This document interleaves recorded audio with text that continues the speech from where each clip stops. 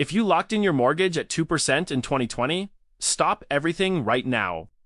What's about to happen to over 1.2 million Canadian homeowners could force you out of your home. The prime rate just hit 4.45%. Sounds good, right? Wrong. Even with 9 consecutive rate cuts, Canadians are facing the biggest payment shock in modern history. I'm going to show you the exact numbers that could destroy your finances. But first, subscribe right now because I'm about to share critical information that your bank doesn't want you to know. Hit that subscribe button. You'll need this channel when your renewal notice arrives. Section 1. The scale of disaster. Here's what's really happening. According to Bank of Canada data, 60% of all Canadian mortgages renew in the next 2 years. That's 1.2 million families facing this crisis. Let me show you real payment increases. That's almost $10,000 more per year. Can your family afford that? Why prime rate 4.45% isn't helping. Bank of Canada cut rates 9 times. Prime dropped from 7.2% to 4.45%. Sounds like relief, right? But here's the trap. Your 2020 mortgage rate, 2%.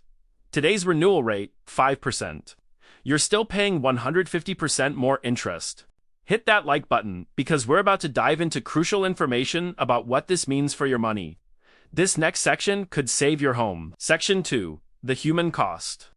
What Canadians are sacrificing. A Royal LePage survey reveals the devastating reality.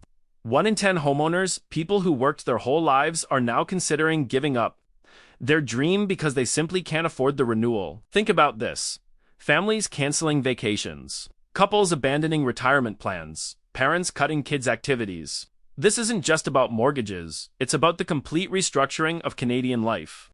Why? Resource economies add income volatility on top of payment shock. Oil prices drop, tariffs hit, jobs disappear, and your mortgage payment doubles. Section 3. The trigger rate trap. Let me explain something terrifying happening to variable rate holders. It's called negative amortization, and it's a trap. If you have a fixed payment variable mortgage from TD RBC or CIBC, your monthly payment stays the same even when rates rise. Sounds safe, right? Dead wrong. When rates go up, more of your payment covers interest, less covers principal. Eventually, you hit the trigger rate where your entire payment is just interest. According to OSFI, 12% of variable mortgages are in negative amortization right now. That means you're making payments every month. But you owe more than when you started. Your mortgage balance is growing. You're going backwards. Q1 2025 average mortgage payment, $2,086 per month. Let's add it up. Financial experts say 30% maximum on housing.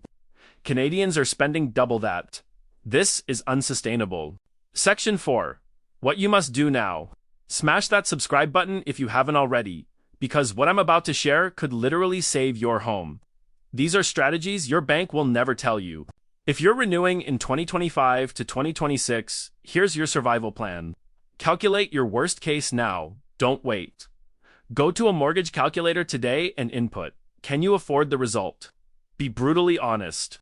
Start overpaying today. Most mortgages allow 10 to 20% extra payments with no penalty. Shop around, don't just accept your bank's offer. This is huge. OSFI eliminated the stress test for switches in November 2024.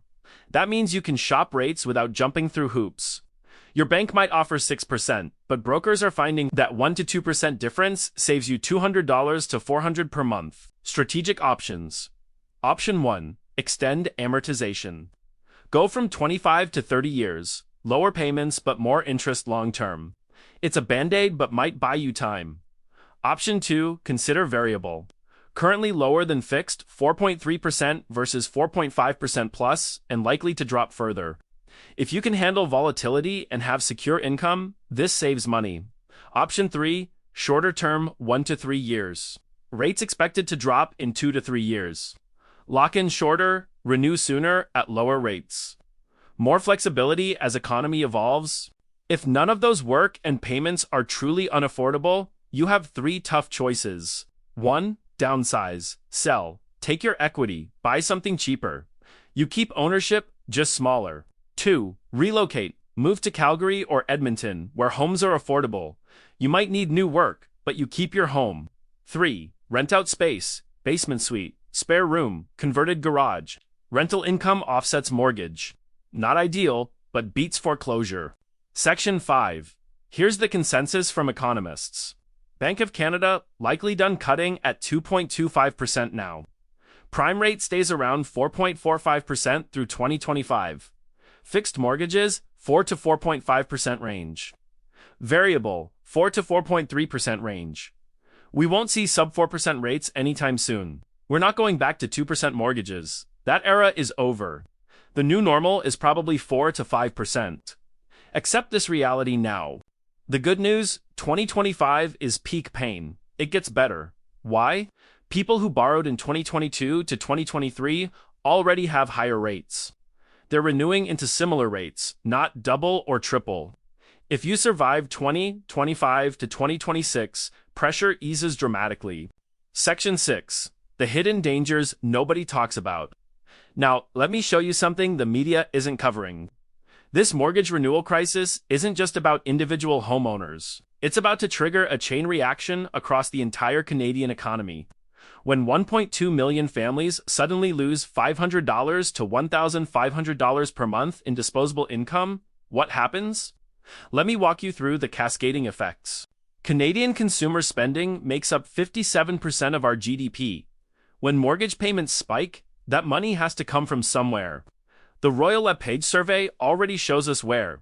60% are cutting discretionary spending entirely. This means restaurants lose customers.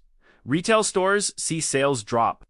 Entertainment venues empty out. Small businesses that survived COVID are now facing a new crisis. Not because of lockdowns, but because their customers simply can't afford to spend.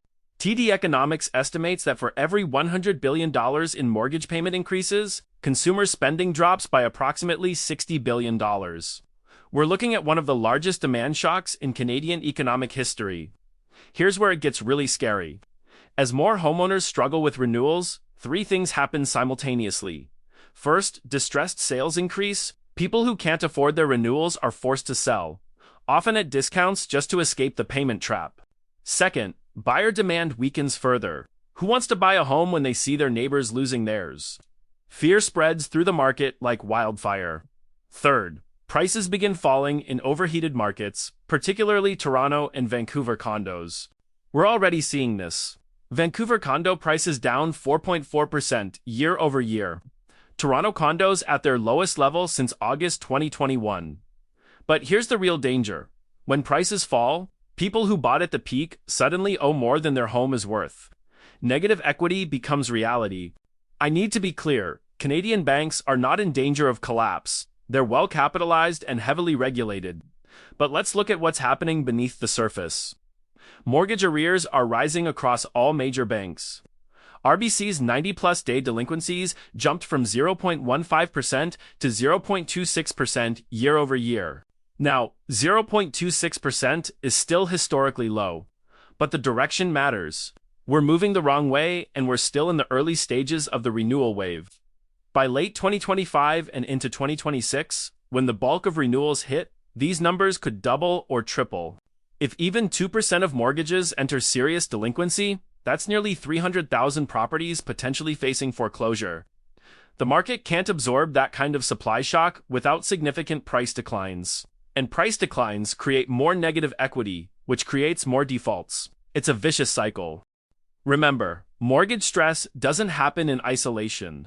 Canada's unemployment rate has been creeping upward from 5.4% in early 2023 to 6.6% in recent months.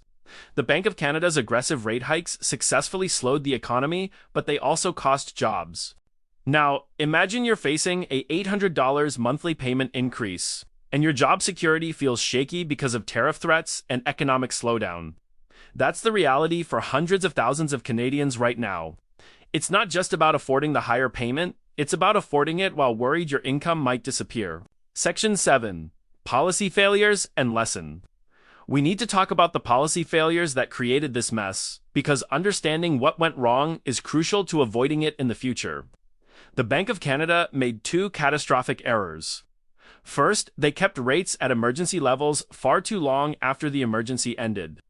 By late 2021, Inflation was already rising, housing was in a frenzy, yet rates stayed at 0.25% until March 2022. This allowed millions of Canadians to take on massive mortgages at artificially low rates. People qualified for loans based on rates that were never sustainable. The bank essentially set a trap, and Canadian families walked right into it. Then came mistake number 2, the fastest, most aggressive rate hike campaign in modern Canadian history. From 0.25% to 5% in 16 months. This wasn't monetary policy, it was monetary shock therapy, and the patient nearly died. Let's talk about OSFI's stress test, the regulation specifically designed to prevent exactly what's happening right now. When you apply for a mortgage, you must qualify at a rate roughly 2% higher than your actual rate. The theory: if you can afford payments at the stress test rate, you'll survive when your actual rate rises. Clearly, this failed spectacularly. Why? Because the stress test assumed gradual, modest rate increases over 5 years. Nobody stress tested for rates more than doubling in 18 months. The test was built for normal times, but we're not living in normal times. Final section. Let me bring this back to what matters most: you and your family's financial survival. Yes, the next 18 to 24 months will be incredibly challenging for Canadian homeowners. Yes, some people will lose homes they worked decades to own. That's the hard reality. But here's what else is true. This crisis, as painful as it is, will pass. By 2027, the renewal wave will have largely moved through the system. Rates will have stabilized. The economy will have adjusted to the new normal. Life goes on. What matters now is how you prepare and respond. The families who will come through this successfully share 3 characteristics. First, they face reality early. They calculate their new payments now, not when the renewal notice arrives. They make hard spending cuts today to build emergency funds for tomorrow. Second, they explore every option. They don't just accept their bank's renewal offer. They talk to brokers. They consider different term lengths. They look at variable versus fixed with clear eyes. Third, they're willing to make difficult decisions before those decisions are forced upon them. If you're watching this video and feeling scared or overwhelmed, I want you to know something important. You are not alone. Over 1 million Canadian families are going through exactly what you're experiencing. The fear you feel about that renewal notice, about whether you can afford your home, about your family's future, millions of your neighbors share that same fear. There's no shame in struggling with this. The system failed you. Policymakers created conditions that set families up for this crisis. You did nothing wrong by buying a home at rates the Bank of Canada explicitly encouraged. This is not your fault. But, while the crisis wasn't your fault, navigating through it is your responsibility. Use the strategies we discussed today. Calculate your numbers, explore your options, make hard choices early rather than late, and most importantly, don't suffer in silence. Talk to your family, consult professionals, and reach out for help when you need it. The Canadian economy has weathered many storms. The housing market has survived multiple corrections, and Canadian families have proven remarkably resilient through decades of challenges. This too shall pass. Hold on, make smart decisions, and know that better days are coming. Thank you for watching this video all the way through. If it helped you understand what's happening and what you can do about it, share it with friends and family who might be facing renewal in the next 2 years. Knowledge shared is power multiplied. Stay strong, stay informed, and remember, we're all in this together. See you in the next video.